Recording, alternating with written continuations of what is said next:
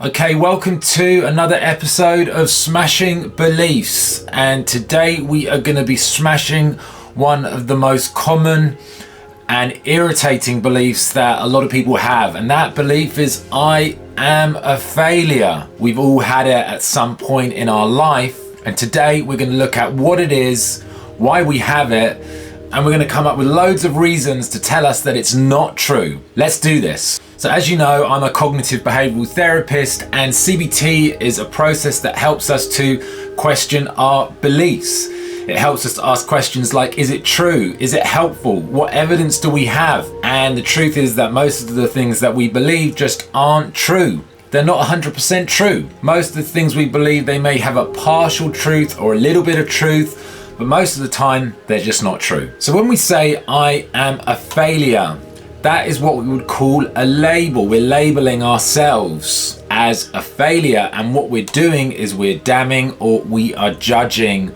ourselves, our whole self. And for some of us, I am a failure can be a core belief. And what is a core belief? Core beliefs are beliefs that we've had throughout our lives. We might tell ourselves that we are a failure when we are dealing with adversity or difficult situations in life.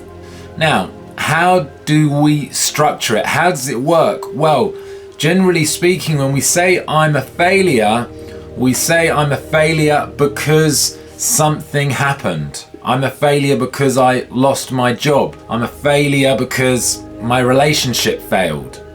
I'm a failure because I don't earn enough money. I'm a failure because my friends are doing better than me. Each of us has a different calculation for what being a failure actually means. For someone who loses their job, it might not mean they're a failure, but for somebody else, they might use that as evidence. For example, you might break up with your girlfriend or you might get dumped, and for you, that might mean you're a failure.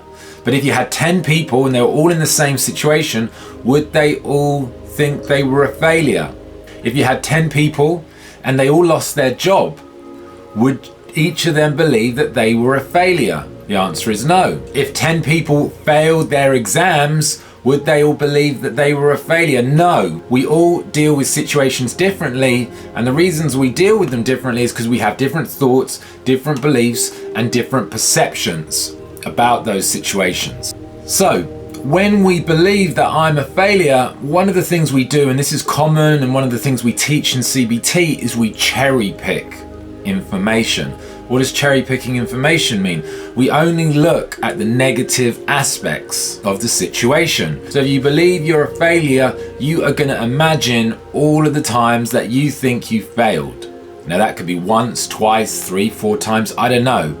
But you're just going to focus, you're going to have tunnel vision on the things that you believe prove that you're a failure. So we cherry pick the information, and at the same time, we also ignore other evidence that might disprove that we're a failure. Maybe there have been times in our life where we've been successful.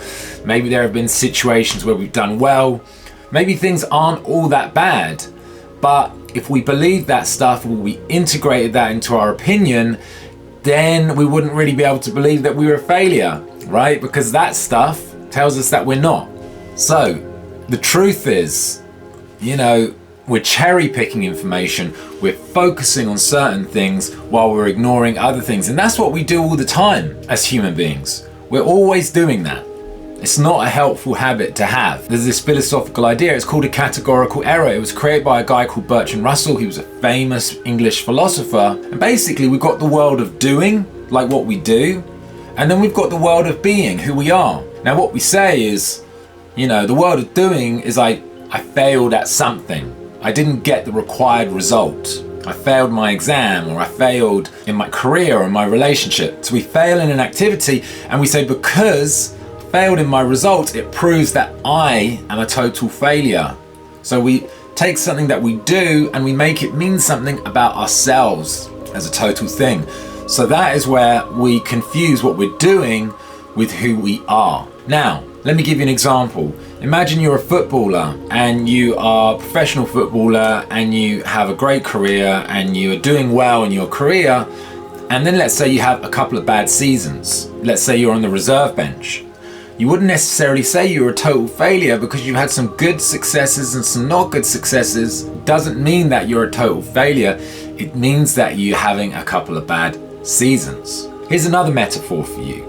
Imagine that you have a rotten apple in a bowl of fruit. Yeah?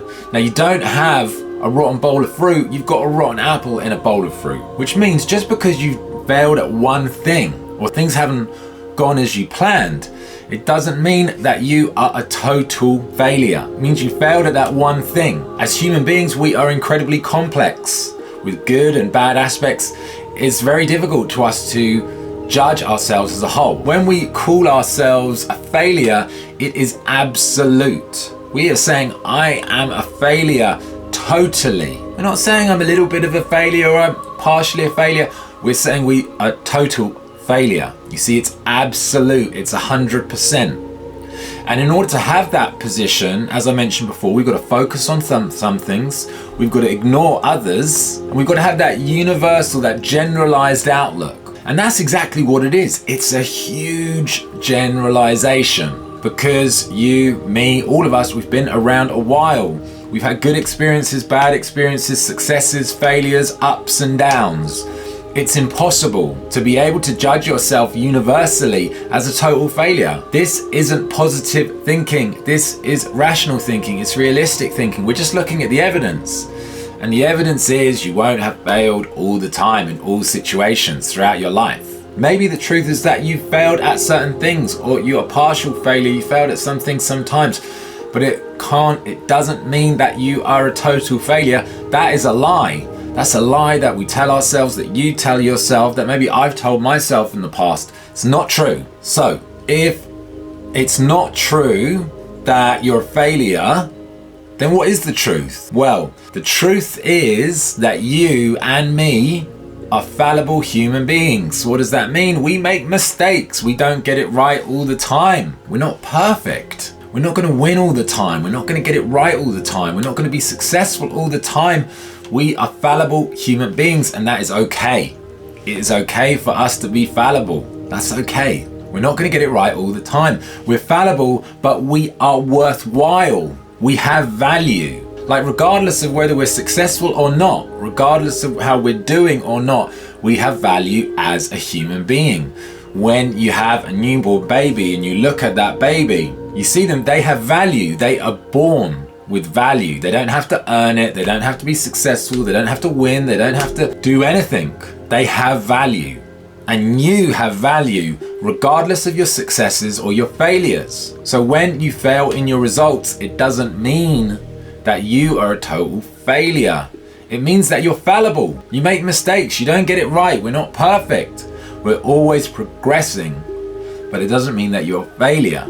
It means that you're a fallible human being, and it means that you are a worthwhile human being. You have worth and value regardless of your successes or your failures. My value and your value is not determined by those things. So let's summarize. If you have that thought, I'm a failure, just remember, it's not true. When you're telling yourself I'm a total failure, that's not true. Remember what you do. You look for the negative aspects, you ignore the positive aspects, you generalize and you make a global label about yourself. That's how it happens. Okay, so if you've got any questions, put them below the video and I'll see you next time.